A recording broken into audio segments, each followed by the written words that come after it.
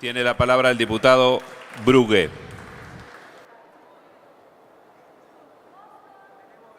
Gracias, presidente. Yo creo que la ley no es ni tan buena ni tan mala. Y creo que el texto que vino del Senado adolece de imperfecciones y se han eliminado institutos importantes que fueron fruto del consenso de esta Cámara en la media sanción que fue para allí. Un aspecto que aquí se dejó soslayar, sobre todo por el miembro informante de la Comisión de Legislación General, cuando decía de que empecemos con estos delitos, porque la media sanción de aquí, de diputado, establecía que las personas jurídicas, la responsabilidad penal de las personas jurídicas alcanzaba a todos los tipos de delitos y no solamente a ciertos y determinados delitos. ¿Por qué? Porque en ese momento habíamos dicho que los bienes jurídicos que estaban para ser protegidos eran el interés general, el patrimonio del Estado, el medio ambiente, la salubridad, la seguridad pública. No solamente el patrimonio del Estado, como aquí se quiere hacer referencia directamente. Entonces, ya partimos de ese primer supuesto. Hemos restringido, o mejor dicho, el Senado ha restringido el ámbito de la punibilidad de las personas jurídicas en el tema penal. Otro aspecto también no menor, se suprime aquella decisión que tomó la Cámara de excluir de la punición a las pymes, aquellas empresas que están reguladas por la ley 25.300. Aquí se dio sobrados fundamentos sobre la necesidad de mantener a las pymes incólumes y que las pymes no eran las causales principales de los llamados delitos de corrupción, sino que eran los grandes aglomerados económicos, lo que se habían aprovechado de su capacidad económica para poder avanzar en maniobras con referencia a contrataciones con el Estado. El otro aspecto también, la extinción de la acción. Fíjense usted, señor presidente, se dejan solo dos supuestos, que se va a extinguir por amnistía y por la prescripción. En el tema de amnistía volvemos a lo que hemos dicho y que vamos a reiterar y que fue también un mérito de esta Cámara el de haber declarado la imprescriptibilidad de los delitos de corrupción, cosa que fue borrado de un plumazo por el Senado de la Nación y nosotros hacíamos referencia de que ello estaba concatenado con lo que expresamente establece el artículo 36 de la Constitución Nacional en el penúltimo párrafo cuando habla de graves delitos de delitos dolosos contra el Estado que conlleven un enriquecimiento. Está equiparado a atentado contra el sistema democrático eso y por lo tanto nosotros entendíamos que debía ser imprescriptible. También se elimina ese aspecto. Otro aspecto que no es menor, se eliminan las causales de atenuación y las causales de agravamiento. Todo delito tiene circunstancias que llevan a atenuarlo y otro que llevan a agravarlo. Bueno, ese aspecto ha sido también eliminado en el dictamen del Senado. También vemos que no se aclara cuando se habla del plazo de prescripción, que si bien se llevó aquí a 6 años, se puso un plazo, digamos, específico, no se aclara qué sucede cuando estamos en presencia del delito continuo. Y esto no es menor, señor presidente, porque ya lo dijimos en la anterior intervención cuando dimos la media sanción, de que esta es una ley complementaria al Código Penal. Y sabemos que en la regla del Código Penal, según nuestro esquema constitucional, no se puede aplicar supletoriamente o en forma analógica conceptos de un delito a otro. Si bien estos son términos generales en lo que hace a cómputo de prescripción, esto, al haberse legislado expresamente, deja la duda al respecto. Algo muy importante en lo que respecta al artículo 7, que habla de las penas, que es que se elimina, como se había aquí resuelto, de que la pena de multa sea pena obligatoria y que las otras sean penas accesorias. La suspensión de la personería, la suspensión de los beneficios de parte del Estado o la suspensión de poder contratar con el Estado. Hoy la multa ha quedado aquí parada como si fuese una pena más y no como la pena principal y la pena obligatoria a aplicar. Pero eso no es lo más grave. Lo más grave es que introduce un mecanismo de cuantificación de cuánto va a ser la multa, tomando como parámetro que va a ser 2 a 5 veces del beneficio indebido obtenido o que se hubiese podido obtener. Y en el Senado se dieron argumentos de que esto estaba equiparado con el derecho comparado, como que era ese criterio y no el criterio que se había sentado aquí en la Cámara de Diputados, que era justamente tomar los ingresos y tomar los balances, algo tan sencillo. Determinar, señor presidente, primero, la existencia de delitos complejos, como los que están enumerados en el artículo 2 del proyecto, perdón, el artículo 1 del proyecto. Segundo, determinar cuánto es la cuantía de lo que realmente es ilícito y cuál es ese beneficio indebido. Lleva un proceso larguísimo y que obviamente corre el riesgo por los plazos de prescripción que el mismo prescriba. Pero vamos al derecho comparado, porque tanto se habló del derecho comparado y vemos que en España, que es un poco el reflejo de algunos de los argumentos que se han utilizado, que establece con referencia a la cuantía de la multa.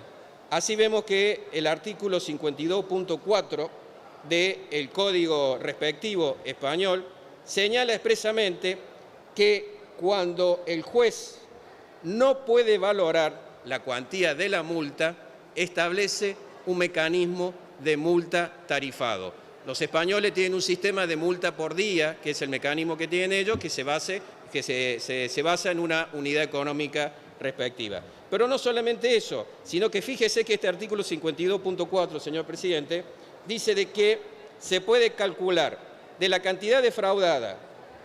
De no ser posible, el cálculo se basa también conforme lo meritúa el juez, en base al cálculo previsto según lo tarifado. También se habla del perjuicio causado como un elemento a tener en cuenta para calcular la multa. O sea que aquí no se tuvo en cuenta ni el perjuicio causado, no se tuvo en cuenta tampoco el valor del objeto, de la cantidad defraudada. O sea que no se tuvo en cuenta ninguno de esos elementos, solamente se hace referencia a una sola variante de cálculo, con el agravante que si no se puede lograr ello, ¿qué va a pasar, señor presidente? No van a poder aplicar, el juez no va a poder aplicar la multa, con lo cual va a tener que caer con todos los otros mecanismos. Ese es un punto que realmente nosotros decimos que deja flojo el aspecto punitivo de esta norma, deja librado al criterio del juez de aplicar la multa o no, y lo peor de todo, deja cerrado el criterio de merituación del juez a solo un único y exclusivo parámetro para poder establecer cuál es la cuantía de la multa. Otro aspecto importante, el artículo 9, que nos habla de la posibilidad concretamente de eximirse de pena, establece de que se debe demostrar como uno de los aspectos, que se haya cumplimentado con un sistema de control y supervisión adecuado. Bueno, ¿cuál es el criterio para establecer ese control adecuado? Y ahí tenemos que caer a lo que es el sistema de prevención del lavado de activos, en donde se habla de la debida diligencia. Debida diligencia que tiene que ser agravada, porque es la misma empresa que se está autocontrolando.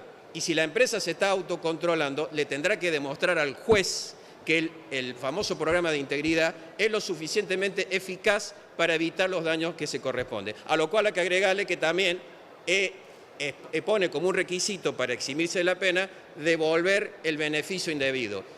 Beneficio indebido obtenido indebidamente, ¿cómo lo va a calcular también la empresa? Puede mentir si el juez no tiene los elementos para poder establecerlo. Lo cual deja librado, como bien dice el catedrático Carlos Lascano, a que el sistema de punibilidad en lo que respecta a las personas jurídicas, de responsabilidad penal de las personas jurídicas, sea prácticamente una decisión privada de la empresa y que por lo tanto afecte lo que es el principio de orden público, que es lo que establece el Código Penal.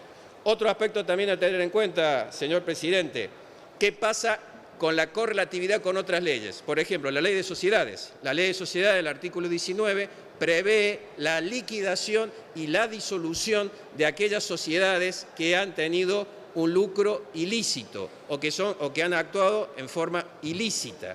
En ese aspecto es una sanción de tipo comercial. Aquí tampoco se ha resuelto cómo se coordina, cómo se corresponde con esa ley de sociedades, lo que aquí estamos aprobando. Si realmente el juez comercial en una sociedad va a poder ordenar liquidación, que no es una cuestión menor, porque si estamos en presencia de empresas que tienen empleados, la consecuencia directa la van a sufrir los empleados, aunque se pretendió en esta ley establecer un paraguas sobre ello. Para ir concluyendo, señor presidente, pues ya el tiempo se me está agotando, debo señalar lo siguiente. Nosotros insistimos de que esta ley es imperfecta. No tenemos duda de que en brevedad vamos a tener que modificar porque la realidad de la actividad judicial nos va a llevar a que muchos aspectos no se van a poder aplicar. Segundo, insistimos con la imprescriptibilidad de los delitos de corrupción, el artículo 36, que surge también del anteproyecto de ley, el proyecto de ley de Código Penal presentado en su oportunidad por el diputado Massa y la diputada Camaño, y algo muy importante que celebro que el miembro informante de Legislación General haya señalado, la famosa Ley de Acción de Extinción de Dominio. Ley que está durmiendo en el Senado y que realmente esa ley nos va a poder permitir recuperar aquello que ha sido indebidamente tomado, fruto de la corrupción, y que realmente va a poder recomponer, porque sabemos que el mecanismo de multa que está previsto en esta ley para las personas jurídicas es insuficiente y que no basta con que los corruptos vayan presos, sino que tienen que devolverse el dinero a la patria. Para cerrar, señor presidente, cito el caso de Colombia, en donde existe la extinción de dominio. Números que me parece que son importantes para señalar. Dice un resumen hecho hace 2 meses de que con la nueva ley de extinción de dominio se agilizará la venta de los bienes que han sido declarados extintos y van a conseguir el erario de Colombia de todos aquellos bienes, estamos hablando de bienes inmuebles y bienes muebles, vehículos, obras de arte que han sido fruto de la extinción del dominio por ser fruto de estos bienes habidos de delitos de corrupción y de narcotráfico, la suma de 4.000 billones de pesos colombianos. Eso significa 132 millones de dólares, aspecto que le va a permitir al gobierno colombiano no solamente financiar la Administración de Justicia, sino también poder cumplir fines sociales como, por ejemplo, la recuperación de bienes rurales y la construcción de viviendas. Finalizando, señor presidente, damos un paso pequeño, entiendo yo. Hay que avanzar con extinción del dominio y los delitos de corrupción debe ser imprescriptible. No alcanza que vayan presos los corruptos. Hace falta devolver la plata al pueblo. Gracias, señor presidente. Gracias, señor diputado.